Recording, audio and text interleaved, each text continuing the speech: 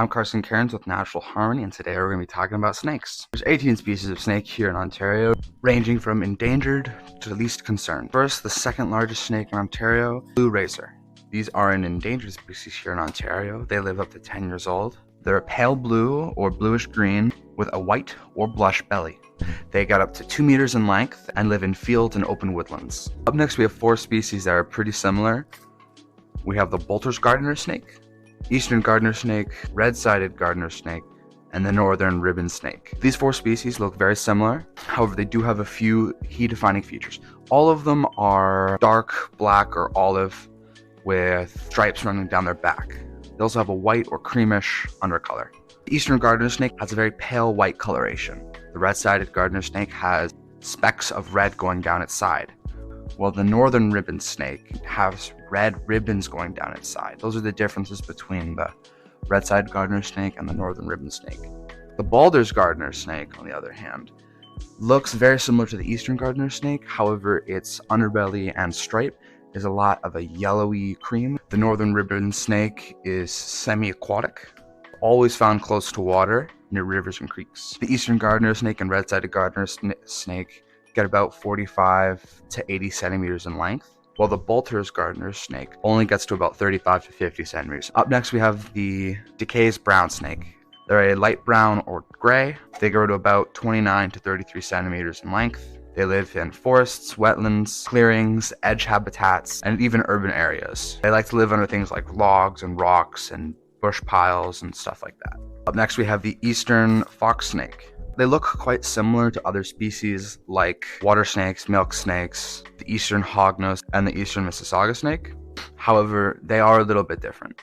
They get up to about 1.8 meters in length. Its body is yellow to dark brown with large darker brown blotches going down its back. They live on shorelines, prairies, savannas, rock barriers, wetlands, and are most commonly found on shoreline habitats. The Eastern hognose snake. These cool-looking snakes get to about 50 to 85 centimeters in length. Their unmistakable upturned nose, which is what gives them their name, are found in fields, forests, shrubland, beaches, and old dune habitats. Next is a beast of a snake, the gray rat snake. Unfortunately, they are endangered because they're pretty cool. They get over 2 meters in length. They're the largest snake in Ontario. They're insane. The coolest part about these snakes is that they climb trees. You're not safe. Like, look at this photo. That's crazy. Like, imagine just walking along. You go for a trip. You live in London. You go a little bit southeast. You're walking through a forested area. You look up. There's a 2-meter snake above you. That's crazy to me. So anyways, they're black with faint patterns. Their belly is whitish with black checker mark patterns running down it. Up next, we have a little bit more of a common species, the northern water snake. Northern water snakes are a subspecies of the common water snake. They get up to about 60 to 110 centimeters in length.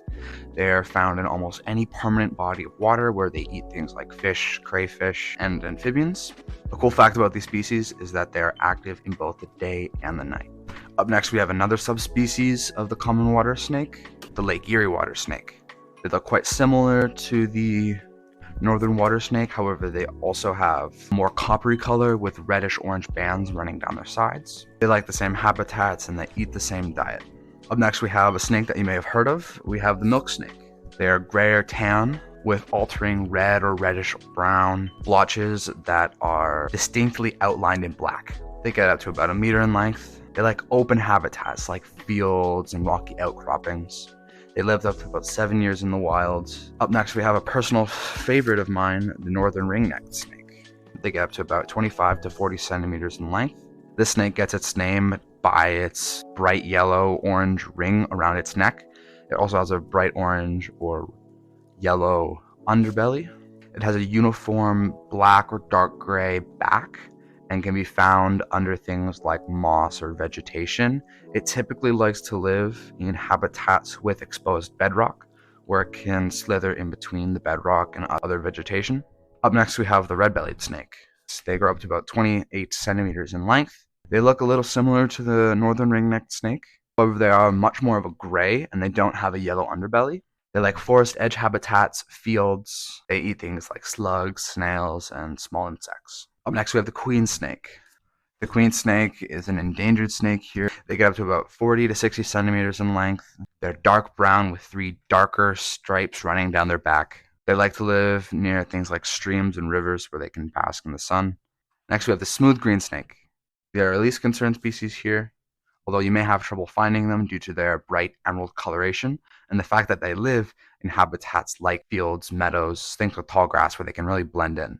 A fun fact about green snakes is if they die, they'll start to turn a bluish color. Now, all the snakes up to here have been non-venomous, meaning that if they bite you, it may hurt, but you're gonna live. These next 2 snakes are highly venomous. They're a nope on a rope. If you get bit by one, you'll be on a t-shirt. You'll be donezo. You'll be gone. Up first, we have the Eastern Mississauga rattlesnake. They get to a max of 75 centimeters in length. They typically have a distinct rattle on their tail.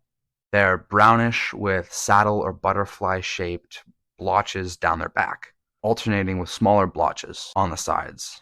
Something cool about these next 2 snakes is they both have vertical pupils, and they're both vipers, meaning that they can sense body heat. Next, we have the timber rattlesnake. Unfortunately, this species is extirpated. That's not the right word. Extirpate.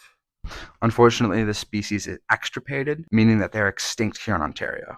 Hope you learned something.